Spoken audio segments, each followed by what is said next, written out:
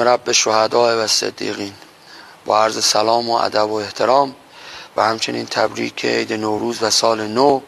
و آرزوی قبولی طاعات و عبادات همه عزیزان در ضیافت الله ماه مبارک رمضان به همت کمیته خادمین شهداء شهرستان تربت جام و همچنین با همکاری ستاد اجرایی فرمان امام و بنیاد برکت در مرحله سوم توزیع بسته‌های حمایتی و معیشتی ویژه اقشار کم برخوردار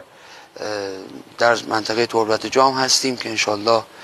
بسته ها همینطور که میبینید الان حدود ساعت 6:30 صبح امروز پنجشنبه هفته 1404